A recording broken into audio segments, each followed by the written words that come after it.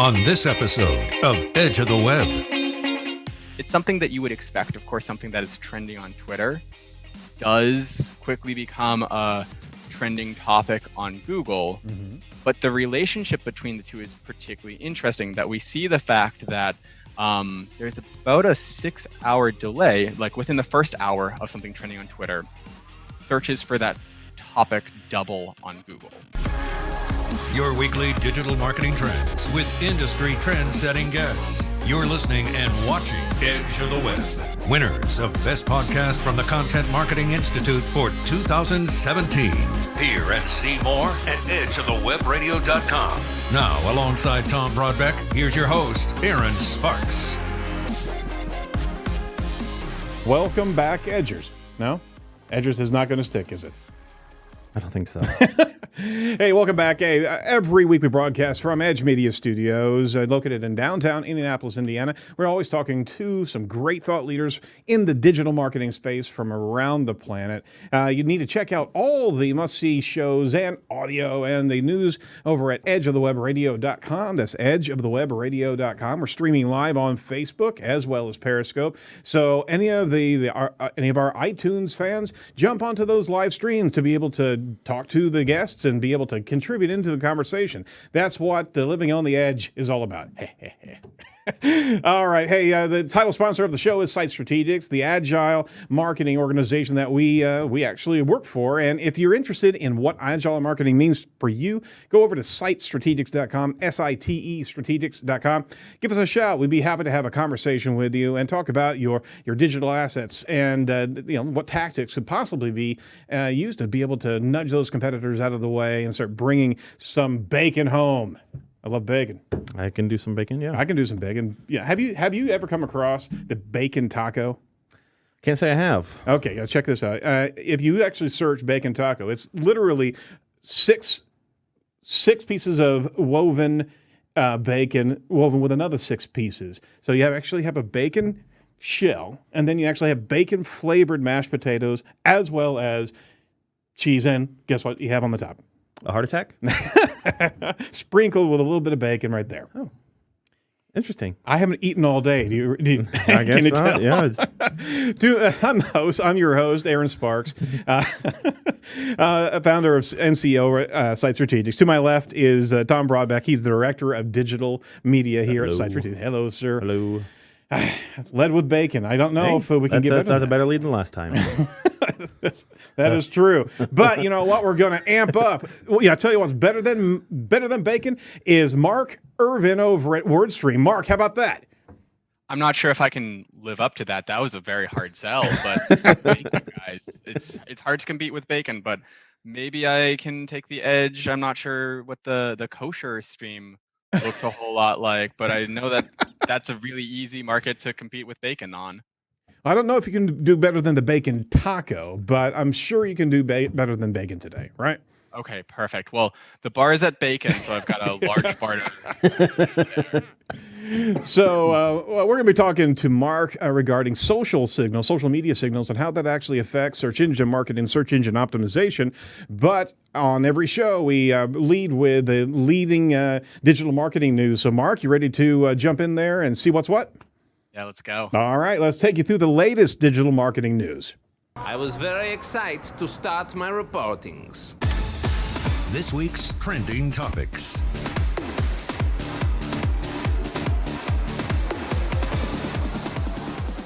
All right, so one of our first trending topics is from Robin Kurzer over in Marketing Land.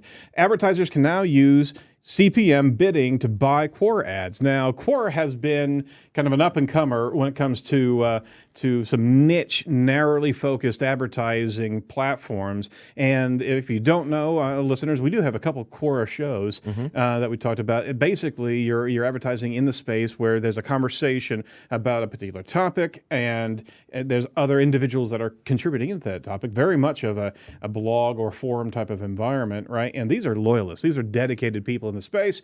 And now we've got not only additional advertising, but we actually have CPM bidding inside there. So Tom, tell me about the ad space inside of Quora. Yeah, so now there's 3 different ways to buy ads on Quora with the addition of the CPM bidding, which means cost per 1,000 impressions. So there's a CPM bidding. You can also buy ads on CPC, which is cost per click, or you can use Quora's automated target CPA, cost per action bidding for conversion optimized campaigns. So they're up in their game. I don't know if you saw too, JD Prater, who's on the show a couple weeks ago. He's jumped to Quora now, so he's part of the Quora team. Oh, very good. Yeah. No, I didn't check that out. Oh. And he actually recommended Marc here for the show. So I wasn't sure if Marc had any input on Quora Ads, and if this team at WordStream has anything on how Quora's doing. Yeah, literally. Can we actually start bidding on Quora inside of WordStream? Because we love the tool.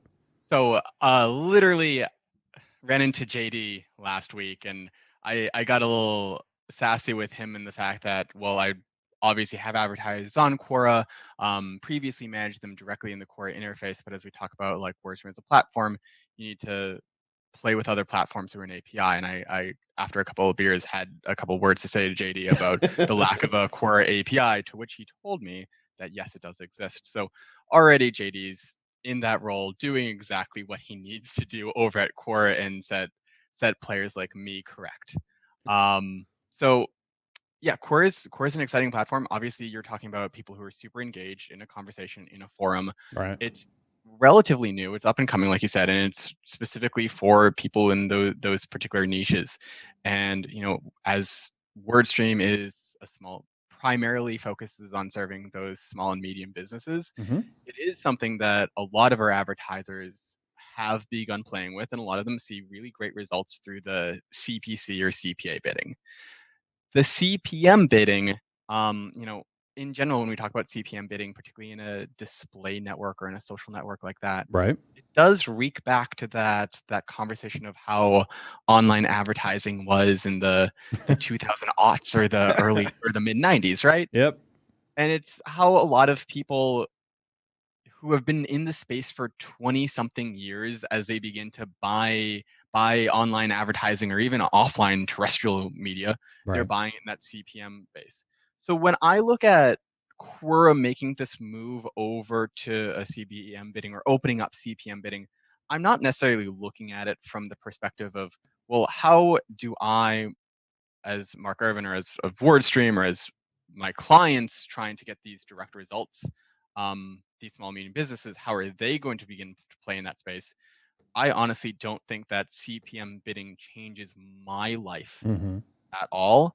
But what I think that Quora is doing with this, as we kind of have this conversation about like Quora is growing and it's becoming the fourth or fifth player in the space, I think that's really more catered towards those whales, that this could potentially be Quora and their sales team not necessarily looking out for me and my advertisers, but how do they begin to approach people like Honda or Disney, who likely have a lot of other display buys, a lot of other terrestrial buys. How does Quora quickly get the CEOs, the C-suite of those marketing organizations over onto Quora without having to introduce a lot of the same features, a lot of the same parity that they'd get from other advertising solutions like Google or Bing or Facebook, where we still would expect more of a direct response there. So I think that's a different play for a different advertiser.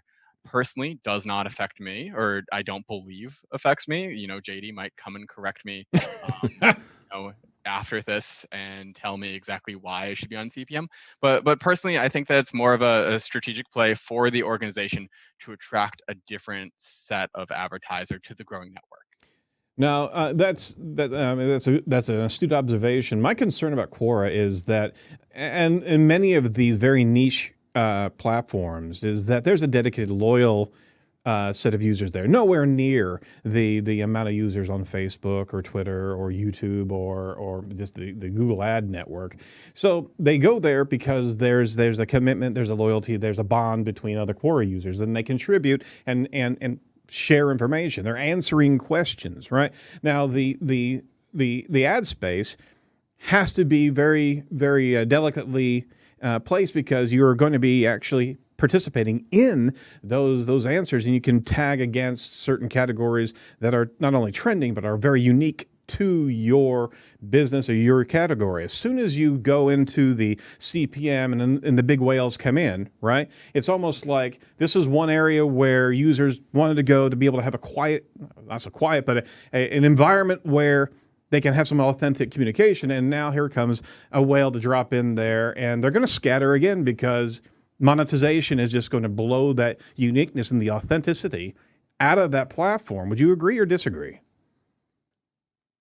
It is certainly a concern. I would definitely see that, hey, Honda might be less sensitive towards people's genuine responses at times. And of course, then there are going to be people, as you bring in whales, people are going to have different reactions to those characters outside their niches.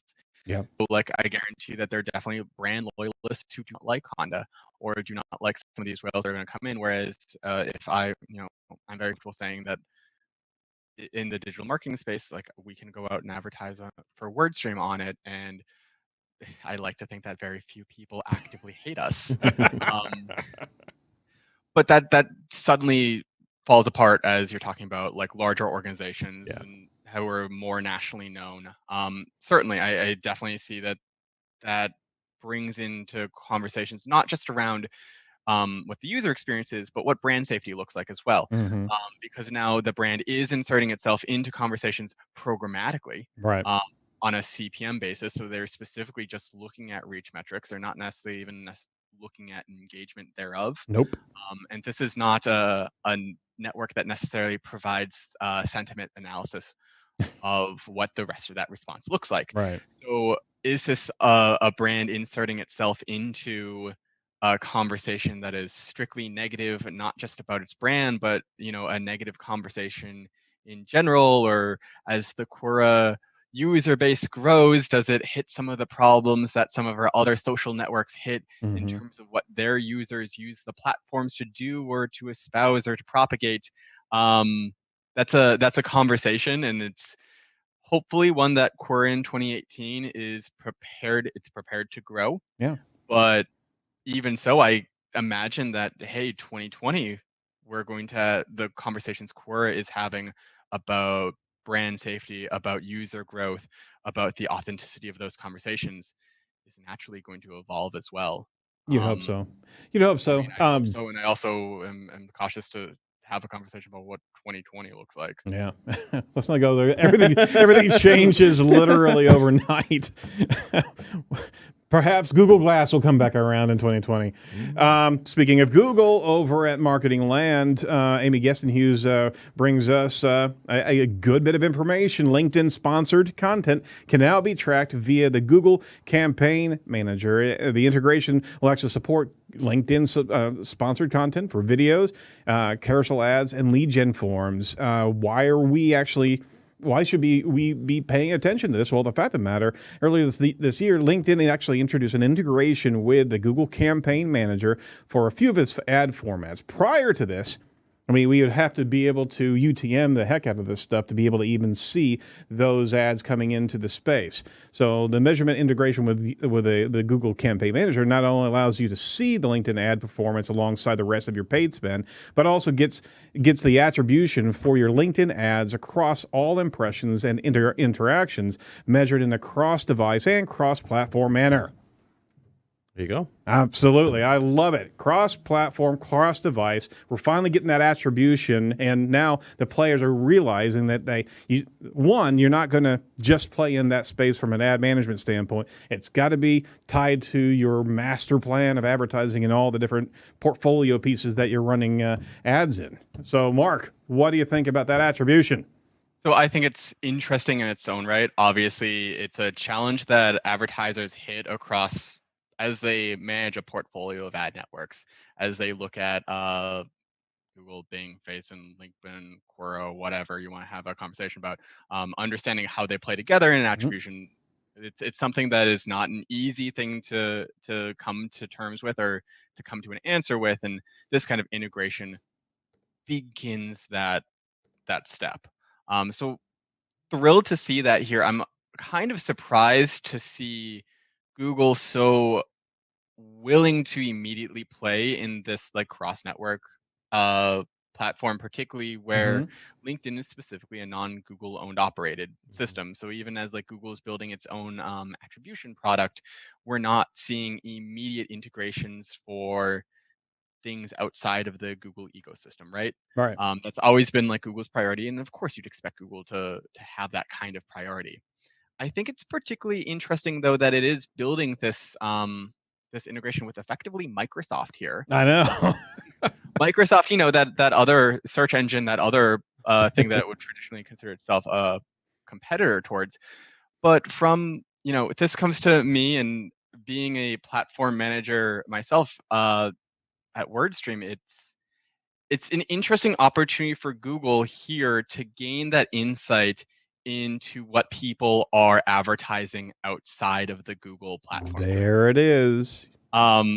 Google in the past has looked at, you know, a number of projects, a number of models to see, well, how are people approaching other online advertising solutions, or how are they approaching Facebook or terrestrial media buys, what have you. Right. This integration with LinkedIn specifically gives them eyes into a social network and a series of targeting, video ads, carousel ads, sponsored posts. Those are happen to be 3 formats that Google itself isn't all that prominent with. I mean, video ads, you have YouTube, but those other bit, like when we talk about LinkedIn, we're specifically generally talking about targeting people based off of their professional status, their Right. job title, their industry, their education, things that Google largely has steered away from in the past. So if it starts seeing, it of course has integration with their Google Ads accounts, but now as it begins to see perhaps people investing more in LinkedIn and more in these types of ad targeting, and simultaneously their spend on their Google side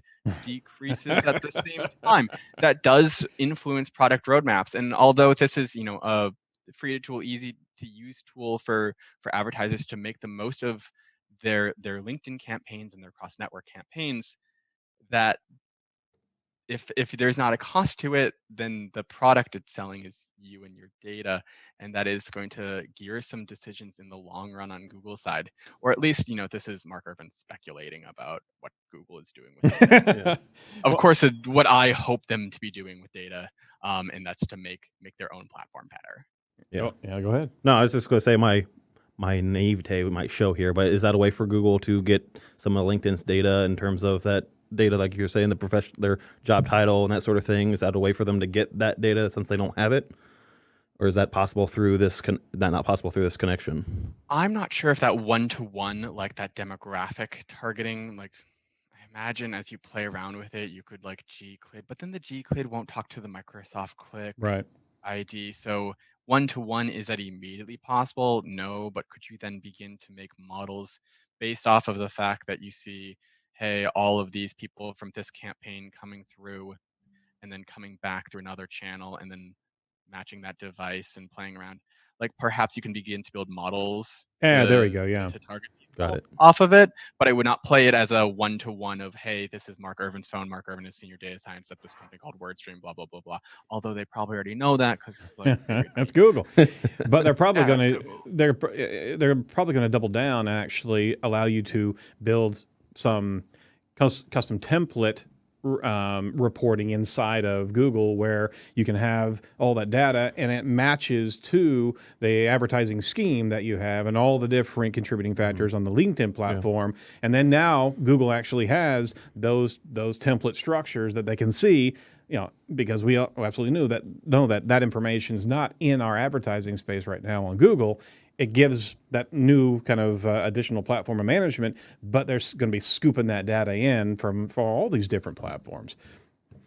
Yeah, it also gives it opportunity, like as Google has new products to push that are video or are carousel or what have you products, now all of a sudden it can, you know, literally benchmark its own campaign performance or its own video products against that of LinkedIn, and all of a sudden Google can now either choose to say, hey, our video ads perform at this rate of 200% better than LinkedIn, or it could see that LinkedIn performs better and not say anything, but go in the background and do the improvements that they need to over there. There it is. Yeah, this is big recon, and Oh, yeah, no, my gosh, can you imagine? I mean, Yeah, it's a space where you're playing with the free tools, but you know there's an agenda in the free toolbox that nothing's free.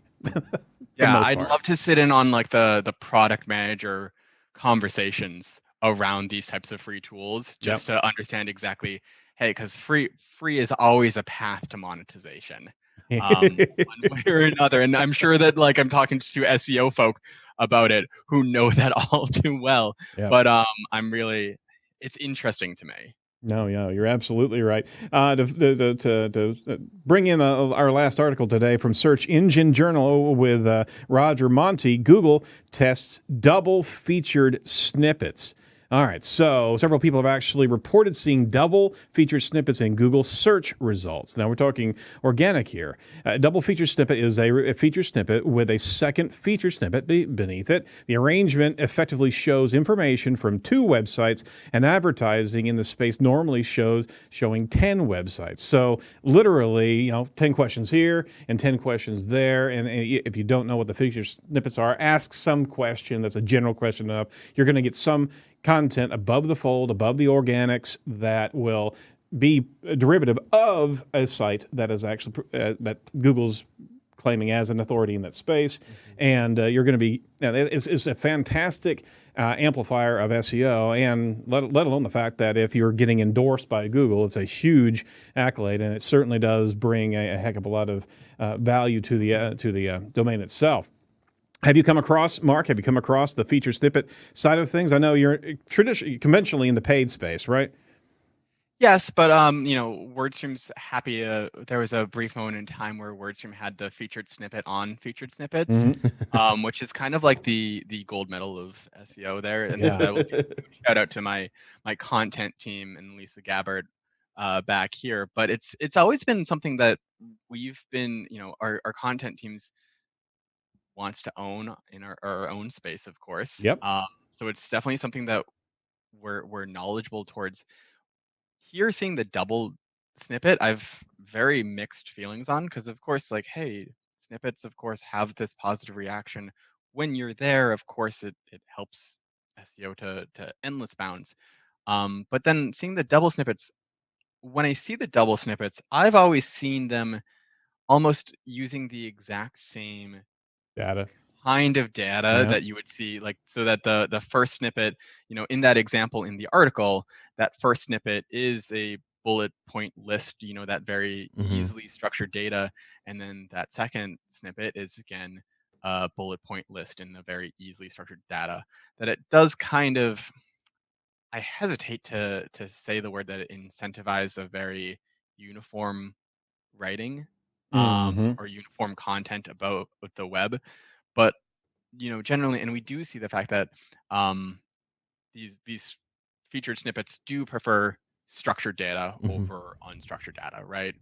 But it would be so much more exciting for me as a user or me as a content creator to see diversity in terms of the content that we see featured in the snippets here, right? Yeah.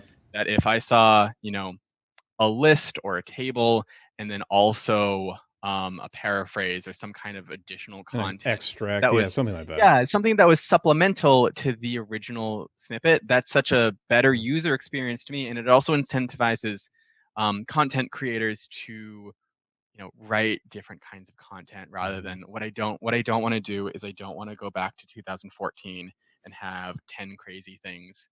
No. We all, yeah, exactly. Don't do it. Don't look back there. But here we are, and that's the kind of content that we're incentivizing, when, as we expand this, as we test more here, that we're just having the same kind of very structured data answering the simple question. And we're just looking for not the same content, not necessarily the same list, not necessarily the same numbers or the same table, but looking for another table. And it's in that, like, that Google's going to avoid showing duplicate results. So it does kind of open us up to questions that might have more than one answer, when not necessarily there is more than one correct answer to a question, right? Yep. So it would be very difficult, and I'll avoid going dark, but if I were to talk about, like, what are the election results of blah, blah, blah, there's going to be one correct answer to that. Yep. And it will likely come through in the form of a table or the form of a bullet point or something along those lines. And if I'm looking at getting content that's not duplicate of that, that second result there just simply has to be different, which is factually going to be incorrect. So that's something that, avoiding going dark because we don't have something to edit and post here. But definitely something that I've already talked about brand standards, brand safety once already in this podcast. I want to avoid going into that second conversation again, but it is one of those things that Google's going to have to make sure that what it's doing as it's expanding these is keeping things honest. Right.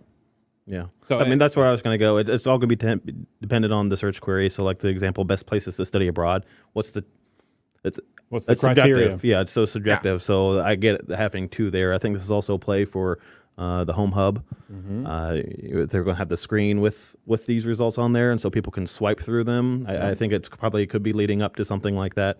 But it's interesting. It's great for SEOs to kind of get more real estate up there at the top, but it sucks if you're not absolutely the first two. So oh my gosh, and it's just destroying any of the organic listings. They got a triple panel reference there where it's got the carousel, it's got the rich snippet, and then it's got the people also ask. My gosh, I mean, it's no longer below the fold. It's like 3 screens down. You actually have organic listing now. I'm always interested to hear that perspective that thing at the top as we expand either those answer boxes or the structured snippets or something, that robs people lower. I personally don't necessarily see that from an aggregate study that like we obviously SEOs or PPC, if we throw a PPC ad at the top of a page or expand those results at the top of the page, that somehow takes away from those at the bottom. And I trust that it does to some extent. Well, as long as we don't fall off into the second page. Yeah, if you don't fall off on the second page. But I think that thinking about one thing that I want to avoid advertisers or SEOs to think about is this being a zero-sum game that clicks on a structured snippet or a featured answer somehow take away or mean that people aren't going to click on things below. Just the math behind it, in my opinion, or from what I've seen, is that even those people at the top, you add their 30% of the clicks on the first result, 20 on the second, 10. As you break that down, you don't hit 100%. You in fact generally don't hit even 60% of people clicking to a result from a SERP. So if we look at, how can Google not just improve the clicks on an individual item, but the overall the clicks per search, I think that gets all more traffic here. And so that this is not necessarily a thing that those towards the bottom need to fear or hate, but how can we re-improve the results that we're seeing in the realm of Google's own problems and Google's own solutions. So we shouldn't be scared. That's what you're saying. Yes. All right. I'll take that because, my gosh, the real estate's changing all the time, man. I mean, rich snippets are here to stay. They have been for the last 2 years. But they are staying away from some of the subjective stuff, right? And at least we hope that that's going to remain the course. You know what? You can check out all the news over at edgeofthewebradio.com. If you actually want to subscribe to our newsletter, you can see these news articles coming straight into your inbox. If you text the number 22828, the word Edge Talk, don't do it when you're driving. You can actually sign up right there or go over to edgeofthewebradio.com and simply give us our email. We won't use it for anything else except sending you these wonderful digital nuggets of gold. So do that and do that right now. Well, maybe after you watch or listen to the show. All right. So follow all the training topics over at edgeofthewebradio.com. So now, that's some good information regarding this news, but let's get into the meat of the matter. Let's deep dive with this week's featured guest. Now it's time for Edge of the Web featured interview with Marc Irvine, Senior Data Scientist at WordStream.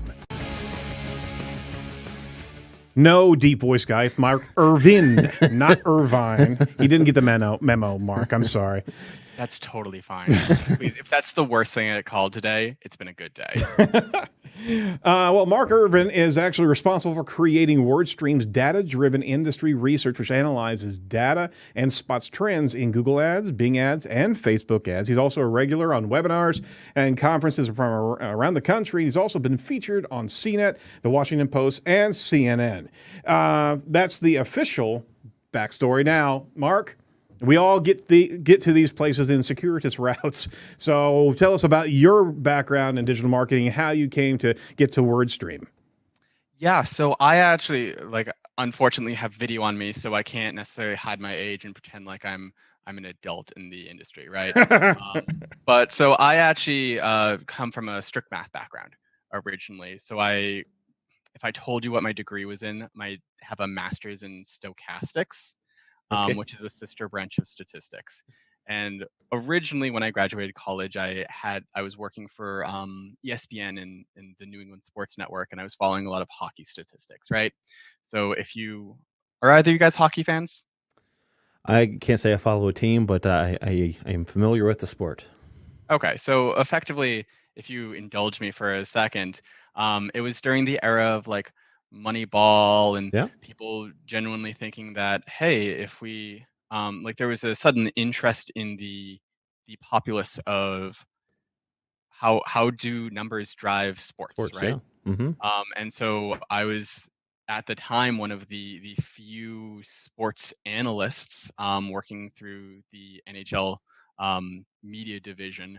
And so if you saw the bottom third, when was the last time the Bruins scored a 4-on-4 goal? How do we begin to prepare that statistics, and how do we kind of tell a story with that? That's really where I came from.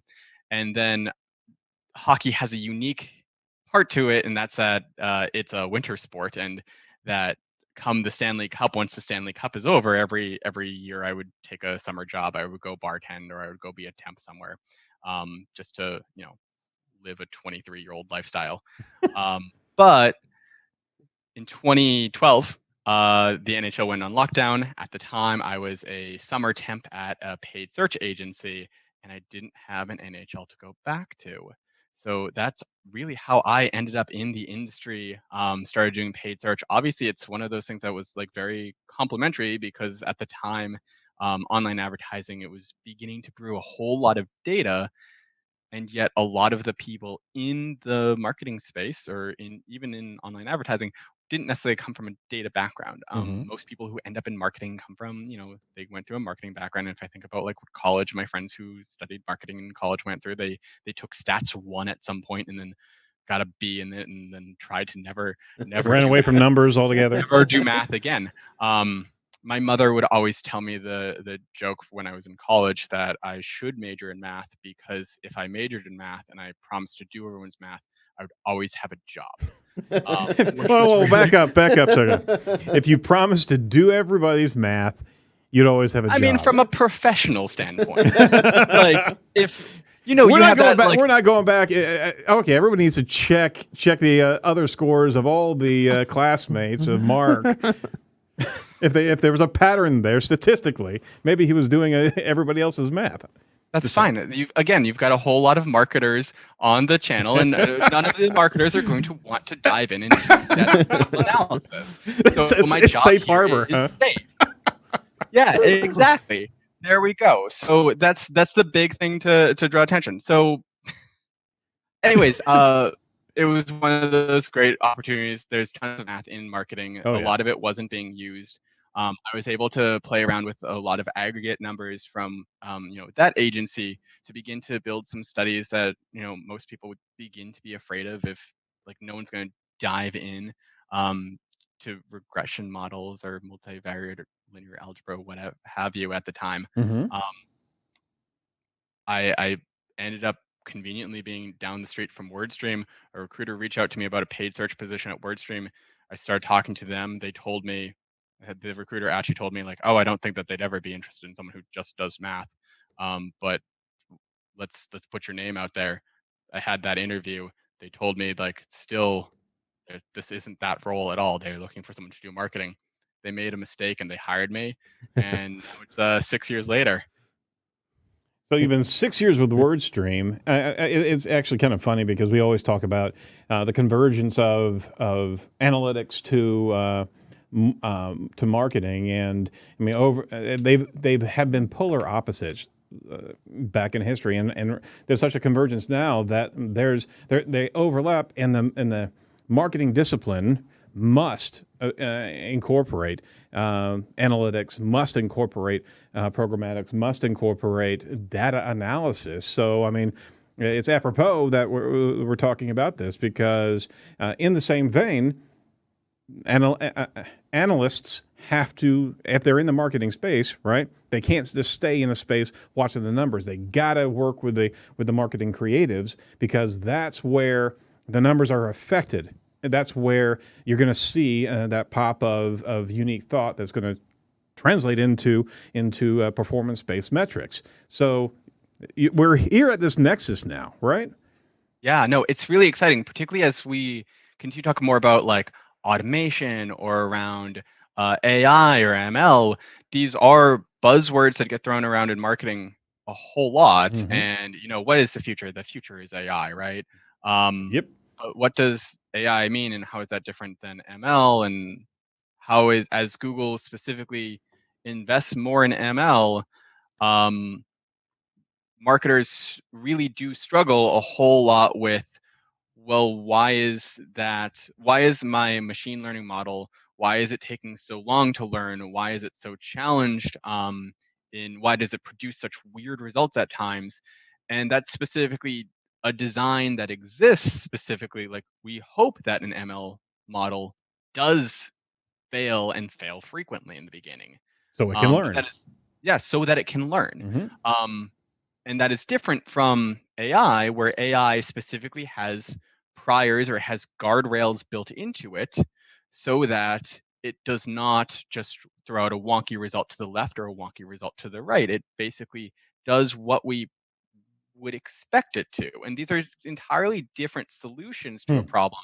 But where it takes us might, like, AI is likely going to take us somewhere that we would expect a person to drive us, whereas ML is going to take us in a completely different path that might be better than what we would have expected, might be a solution that we wouldn't have originally created on our own.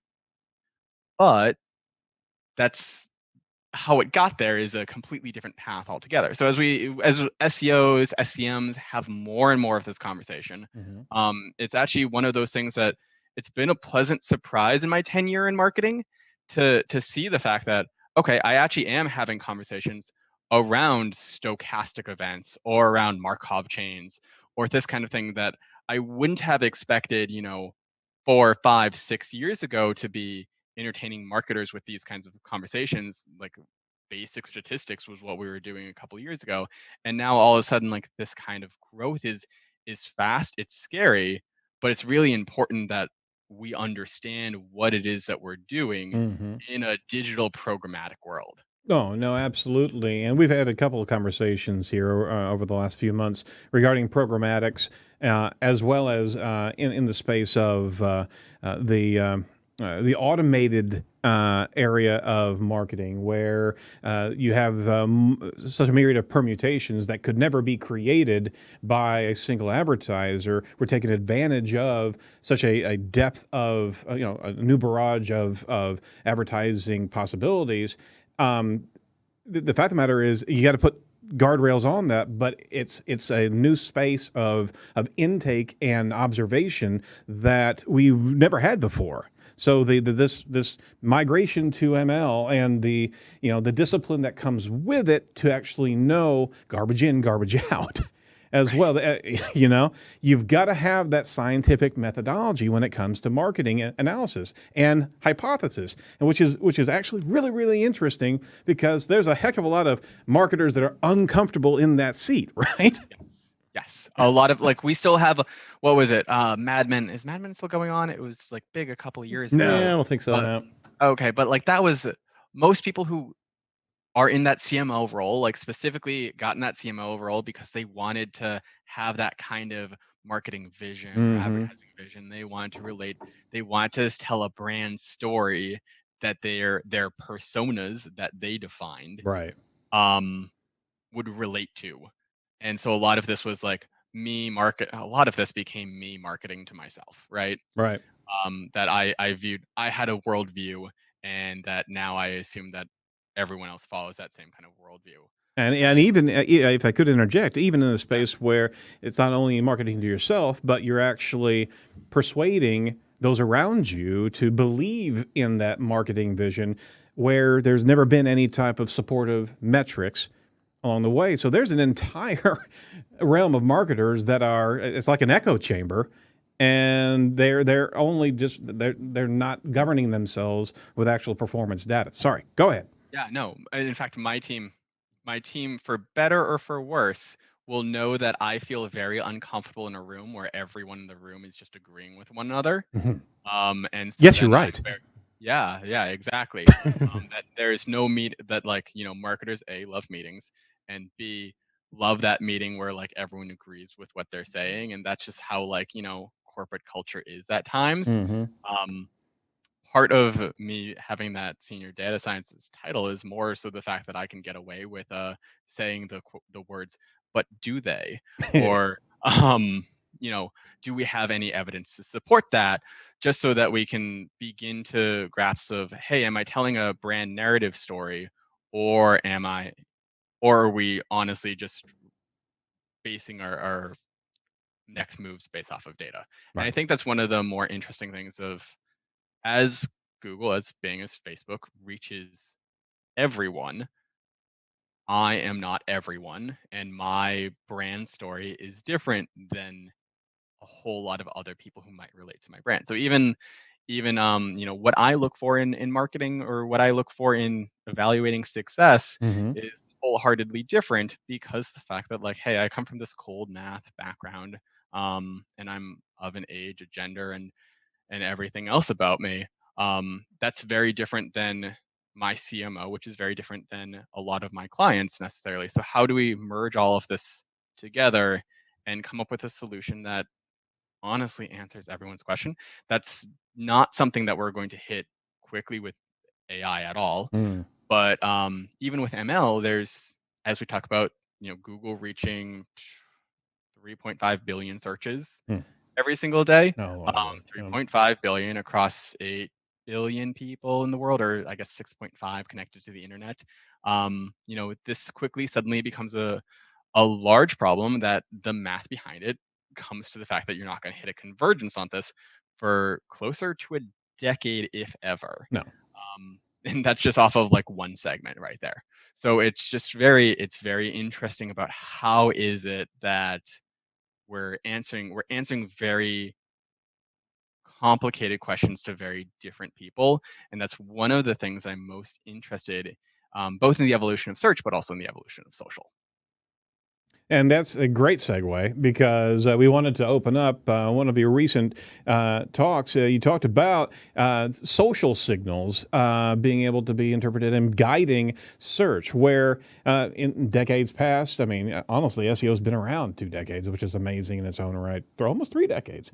But we were always, from the SEO standpoint, we were always doing keyword research, and then that really kind of stopped, where we were understanding intent. And even in the recent years, SEOs were actually unpacking what does intent look like, and how do you package content around those intent pursuits. So social has been in an entire another track, where there's a heck of a lot more engagement factors than this kind of passive look at intent search. And you jumped in the waters there and really gave us a guidepost on why Facebook ads can actually guide some great search rankings. So you want to unpack a little bit for us? Yeah, let's dive into it. Well, first of all, why are Facebook ads so great, and where are they weak? Sure. So I think that one of the things that we look at when we look at Facebook, and like the growth of Facebook, you mentioned at the very beginning that Facebook's has this huge boom of advertisers just in the past year alone, right? Mm-hmm. And it's not something we look at. Google's had advertisers. It's been growing its advertiser base every year since 2001. But it recently hit, I think, 11 million. Facebook in the last couple of years has hit 7 million. Yeah. So that growth is like really quick in the market, and it's also impacting a lot of the things that we're seeing over on Google in its own solutions that's building out. Just like we were talking earlier about LinkedIn, Google's reacting to that growth of Facebook, right? But when we look at specifically, well, what are the strengths of Google? It's something that we're very familiar with. People who search for us, they hopefully see our results. They're searching for a product. We serve an ad for that product. We take them to a page for that product. We're very reactive to that need while they're actively searching. But what we can't really do on Google, regardless of whether or not we're paid or organic, is I can't force that original person to know that they need that product. I can't force someone to search for me. The opposite strengths, and also we struggle with the fact of like, hey, anyone could be searching for, I'll use school trips abroad. Everyone is going to be searching for that, and I have no idea as to the audience that my ads are reaching with that. Facebook has the exact opposite strengths. Facebook, I have all the idea about who this person is, who my ads are targeting, or who is on my page on Facebook or Twitter or whatever social platform you choose to use. And my ads are specifically there while they're not searching. So I'm able to show that ad to someone before they know that they need my product. But in terms of reaction, I specifically go on Facebook to catch up with friends, to see what's going on in the world. I don't go on Facebook to find these solutions to problems I don't yet know I have. Right. So it's this completely different strengths and weaknesses game, and it's one of those problems that a lot of advertisers are having when they begin advertising online. It's like, which network is better for me? And oftentimes when they take this channel approach and they begin to build a portfolio, they're very tempted to compare the results of one platform to the results of another. Right. Does Google perform better than Facebook? Does Facebook perform better than Google? And they look at a set of metrics. They might play the attribution story a little bit, but at the end of the day, they're going to compare, CPA to CPA, and one is going to be a well-performing campaign, and one is going to be an underperforming campaign. And it's a very rudimentary look at things. Yeah, absolutely. Yeah, of course. And it's not something you can necessarily fault advertisers, particularly in the small, medium business world. They've got things to do without following countless attribution paths. But what we often see, what I wanted to dive into, what I'm really excited to dive into, is specifically how we see social impact search in a lot of ways. Now, specifically, we want to talk about organic or search marketing. Either one. Got it. Either one, really. So one thing that, I'm guilty of, a lot of us are guilty of, is the first thing that I do in the morning is that while in bed, I check my phone, and I often end up on Facebook, Twitter, something like that. My first instinct is not to go and Google the news of the day, right? But I discover a whole lot of what's going on in the world, what's changing in the world, what's changing in my life on social media. And then later I'll see, maybe I see a tweet, maybe I see an ad, maybe I see a trending topic, and then I'll later go to Google as I want to explore that beyond the length of 140, 280 characters. And so we're seeing the fact that as we look at these kinds of trends, these things that are trending on Twitter specifically, earlier this year, I looked at about 3,000 trending topics on Twitter when they first started trending, and then how searches for that topic begin to trend as well. It's something that you would expect. Of course, something that is trending on Twitter does quickly become a trending topic on Google. But the relationship between the two is particularly interesting, that we see the fact that there's about a 6-hour delay, like within the first hour of something trending on Twitter, searches for that topic double on Google. In the first hour? In the first hour. Okay. So just immediately after things are trending on Twitter, things on Google pick up twice as much. Yeah, and for our audio listeners, you want to check out the video because we have one of the slides from Marc's presentation there showing that life cycle. Go ahead, sir. Yeah, absolutely. And so that would be a really interesting story. Of course, something happens on Twitter. It's a quick flash in the pan. That thing is trending. But what's more interesting is the fact that not do these just coincide here, but then an average of 6 hours later, it actually hits this peak on Google, and that here it actually, the searches for that topic on Google increased by a total of 5-fold to what it was before it was trending on Twitter. Hmm. So yes, like we as people are usually reacting to events in our life or to news or to changes by going to both social and to search, Mm-hmm. but we more often immediately go to social and Right. then follow up on search here. Just the nature of the beast, right? Right. And that this is that all of a sudden we see the fact that social becomes a key indicator for how people are going to behave several hours down the line or sometimes even several days down the line. What's particularly interesting about this is that there's not a large distinction between this kind of uplift in people searching on Google later, regardless of whether or not that thing that was trending on Twitter was an organically trending thing or whether or not it was a promoted trending topic. Hmm. So we're still equally responsive to ads and to brands in the same kind of way, just because it inserted itself into the conversation. That's of course huge if what you're planning on is capitalizing or minimizing damage off of a trending topic. If you're, disaster preparedness, then of course you need to know this kind of stuff in the heat of the moment because it's going to impact your search campaigns Certainly. immediately. But even beyond that, even if you don't plan on going viral, we still see the fact that people who are advertising who begin advertising on a platform like Facebook will the following month start seeing an average of 36% more people searching for their brand back on Google.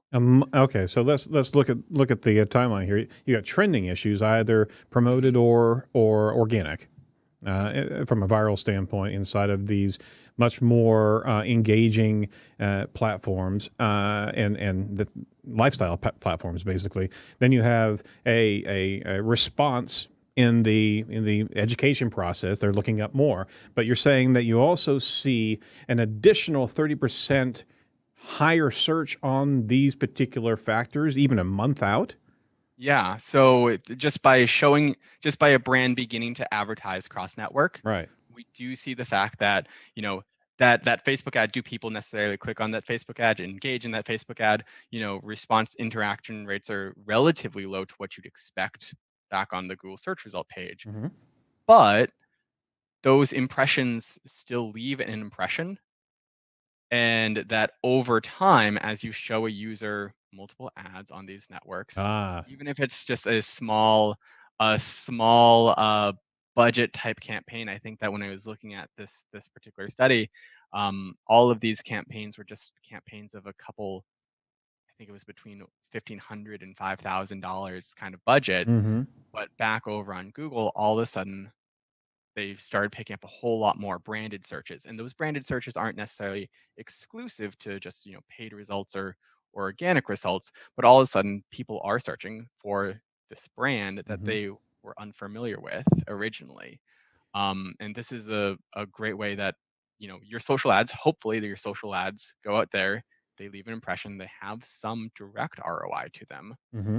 But there is this immeasurable or currently immeasurable thing outside of an attribution path, outside of anything else, where we do see all of a sudden these users in a latency model come back and begin searching for a brand name that previously may have been unknown or underknown. So is this the true area where display ads can really affect support of search ads and social ads, where it's that reminder factor that can benefit even a month out? The display ads have been notoriously brand support, right, and remarketing, but is this truly where that particular delivery can be valued? I think that there's a lot to be said just in terms of the fact that it is creating that, as you'd imagine, brand support, brand awareness, increasing brand search, which is great. But beyond that, like, what's particularly powerful about social ads in particular that we don't see from, our traditional display components is the fact that I'm able to target these social ads to a unique demographic that I'm unable to necessarily cater to on the Google search result page. Got it. So earlier we were talking about, hey, LinkedIn's super powerful because it can target based off of, these professional attributes that I can't necessarily see in a Google Ads kind of sense. Right. So if I want to go out and, going back to the school trips abroad kind of conversation, students search for that, parents search for that, church groups search for that. If I think the key decision maker is the teachers, well, I can't necessarily target my ads. I can write content from an SEO perspective that caters to teachers, but I can't necessarily, teachers don't search for, I'm a teacher and I'm looking for school trip abroad kind of keywords. They still search on the exact same keywords as everyone else. But all of a sudden, now I'm able to target a whole bunch of teachers with my social ads. Fairly inexpensively, I can get in front of, tens of thousands of teachers. Some of them hopefully click through. Click-throughs are cost per clicks over there about 60 cents a piece. For a couple $100, or a couple $1,000, I can get a list of 100 some odd teachers to my site.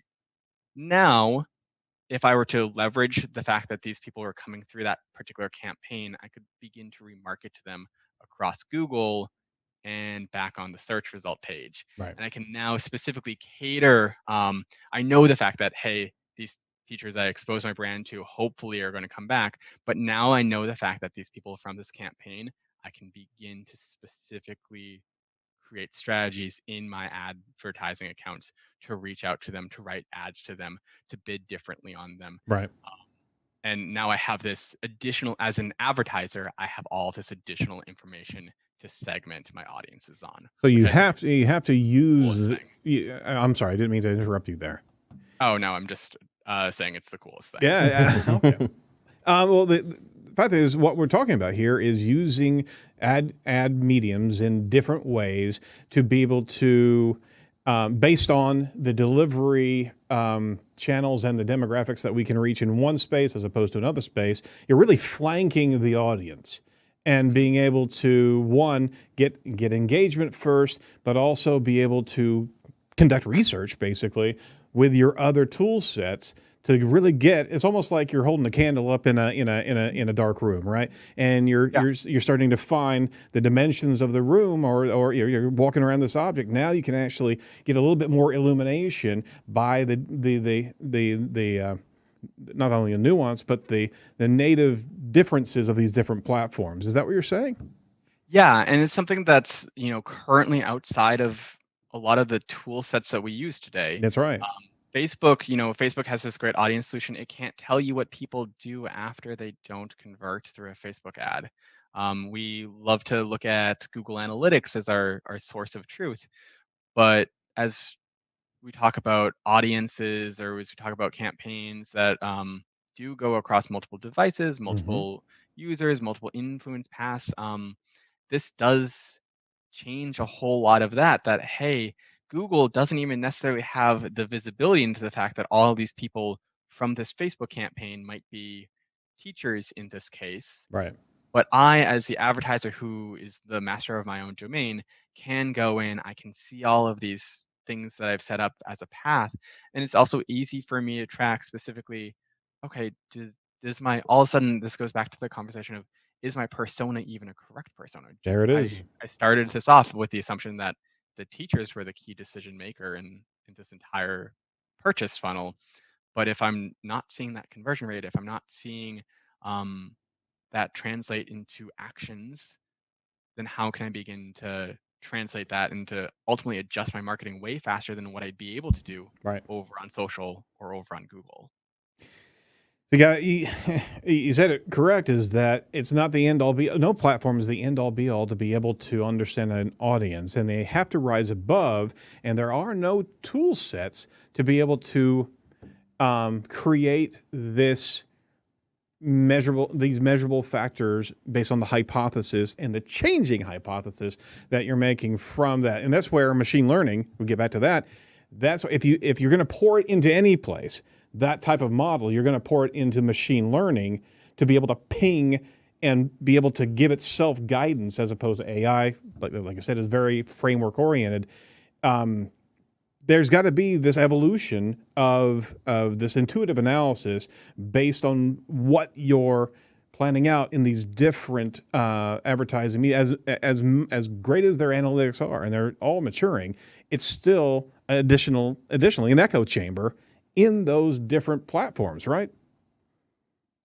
Right. And that's the real challenge here, is that we do have to kind of be agnostic to our own beliefs when we're setting all of this up to begin with. That I kind of always start every day with like, hey, I'm happy to be wrong about this, but, and then take it from there. But yeah, specifically, we're going to discover the fact that a lot of the priors that we've held, a lot of ideas about our customers, our personas, are just naturally going to be wrong, or not wrong, but maybe not the most influential as we may have once believed them to be. And that how we adjust to that is probably more important for us than necessarily where we started. So there is, and you started this conversation with a key concept of you, especially with the machine learning. It's good to be wrong, because if you don't have that feedback, and you got to plan for it, but if you don't have that feedback of failure and an incorrect path, then you could very well keep on going down the incorrect path from a marketing standpoint. And again, being in that echo chamber. So it's good to be wrong as long as you're ready to learn from that. Is that what you're saying? Sure. Yeah, absolutely. I think that being wrong in one of these ML situations, or as we kind of approach automation more broadly, it's good to be wrong, but it's also great to, specifically have those priors or have those hypotheses. Because as you mentioned earlier, garbage in, garbage out. Yep. If all of a sudden I see the fact that, let's say my key customer is a toddler on an iPad, based off of this ML model, Google's happy to run with that toddler on the iPad type solution, get me a whole bunch of more toddlers who are allegedly converting on my website. But I still need, as a marketer, as a human being, to be smarter than some of that thing that ML will put me in. So I still think it's healthy to be wrong, and it's accepting, like we all have to have that acceptance of, hey, I'm not 100% right 100% of the time. Sure. But also, specifically, I still, as an advertiser, need to understand what's going on in my marketing campaigns, because objectively, what Google sees and what my business sees are going to be two entirely different factors. And you're the glue. I mean, you're the translator for this. That's what I like to think. That's awesome. Let me ask you this to kind of wrap up, because this honestly deserves a good deal more unpacking, because what we're talking about here is that next level of marketing discipline, understanding what the platforms can give you from a feedback loop and what they can't, and being able to understand how the puzzle fits together to be able to give a reconnaissance plan for towards your audience, right? Are we as marketers, digital marketers explicitly, are we ready for that next level of information gathering? I mean, we just got here from a metrics standpoint. Yeah, I think we are. I think that one thing that we need, that we're honestly dragging our feet on, is what exactly do we want to be focusing on?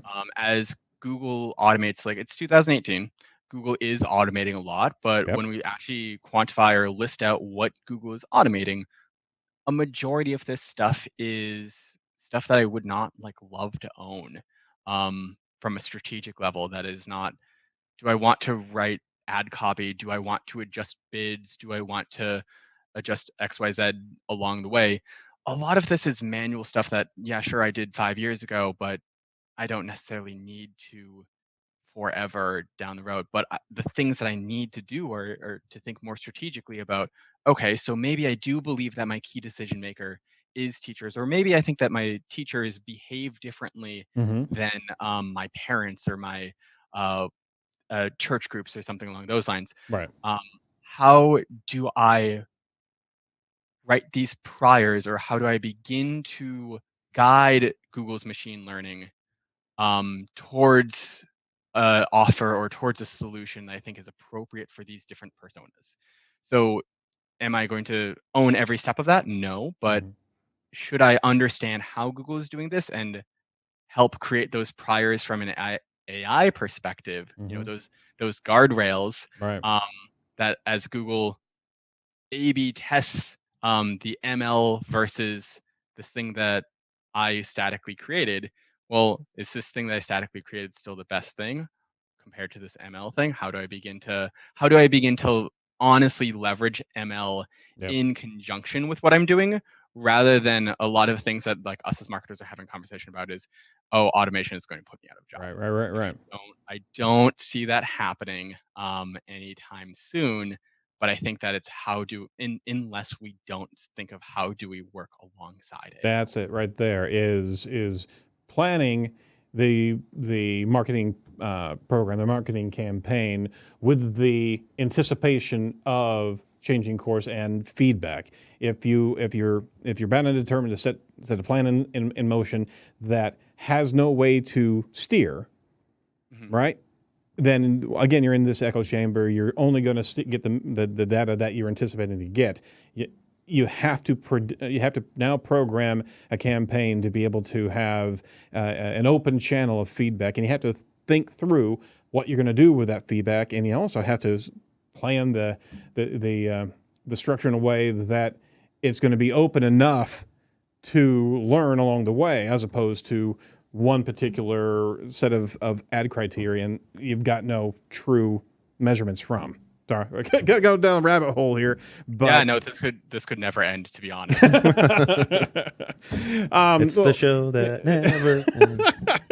Well, Marc, we could certainly talk for a while here. It's very, very interesting, but alas, we do have to wrap up and end the show. Hey, we certainly appreciate this type of input into the digital marketing ecosystem, because it's gonna gin up that next level of marketing strategy that we need to be able to embrace. So we truly thank you for the contribution there.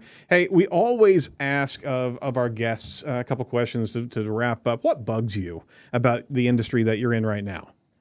What bugs me? I mean, what always bugs me about the industry is, I'm very comfortable saying the fact, like, hey, I'm 29, I'm younger than a lot of people in this industry. And it's always been a challenge for me, even though I come from this different background and people respect what I bring to the table. I challenge people's beliefs a whole lot. And this is an industry that's very easy to become an echo chamber. And that it's very easy to hear someone who disagrees with you as someone who is incorrect. And I think that it's a huge challenge, particularly for people who have been doing this for 10, 20, 30 years, right? To have a different perspective, to relinquish ownership, or to take something new from this. Even hell, I've been at WordStream now for 6 years. WordStream's changed a lot over 6 years. I'm now part of the problem at times that someone says something, I'm like, no, that's not how this is. I have a study from 2014 that says that's not right. But then I have to, actually stop and realize that's no longer 2014 and that new data might exist along the way. So I think that that's a huge challenge that marketers have, and that the industry as a whole has, that what has worked and what has worked best for me might not still be the most accurate thing. I think that's how we started off. You have to be willing to be wrong. Yeah. That's the only way we're going to learn. We certainly want to promote WordStream. It's a fantastic tool. Do you guys have any promotions going on right now that we want to give to our listeners? Absolutely. There's a ton new tools, particularly for agencies out there that are looking to manage both many platforms for their clients, but multiple clients at the same time. Yep. A lot of time savings tools, reporting tools, all part of one suite where you can manage Google, Bing, Facebook, Instagram ads all in one place and save a lot of that duplicate effort that you perform across a lot of these same channels.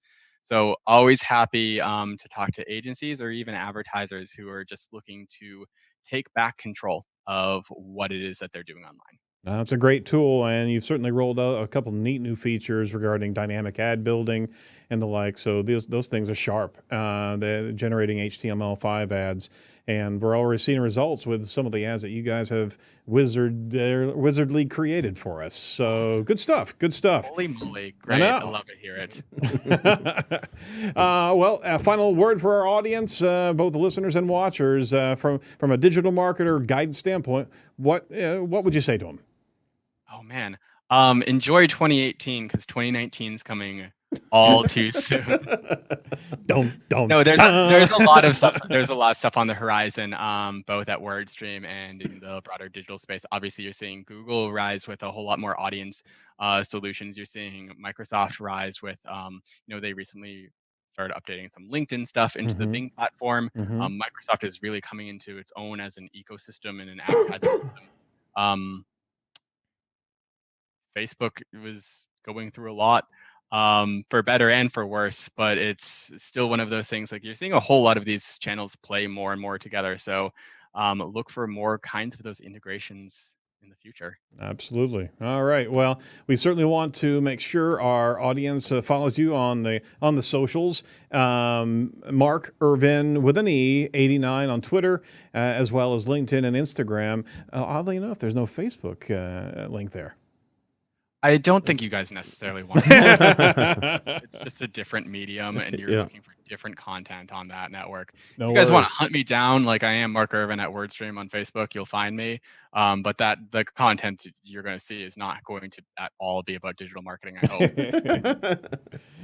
Very good, sir. Well, enjoyable conversation, and it's great to be able to have these abstract discussions as well as the down and dirty nuances of guidance on the digital marketing front. Thank you so much for your time. And you know what? Keep that lamp going, because you're needing to guide people towards that next level of abstract statistical support for what we need to do in the digital marketing space. That's the only way to get a handle on our users.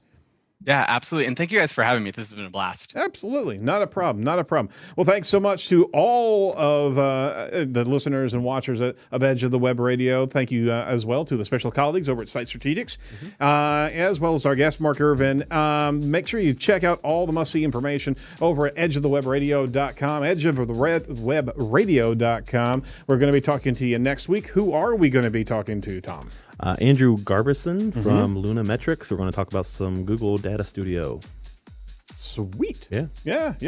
Luna Metrics is an awesome platform. Is it? It's a great tool. Yeah, I haven't tried it out yet. Yeah. All right. So we're going to be talking to Luna Metrics next week. So stay tuned. Make sure you jump on the stream as well, because we certainly want to have some contributions. And hey, we'll stop everything and be able to talk to you if you give us some good questions to our guests. All right. From all of us over at Site Strategics, that's it. And we'll talk to you next week. Do not be a piece of cyber driftwood. Bye-bye.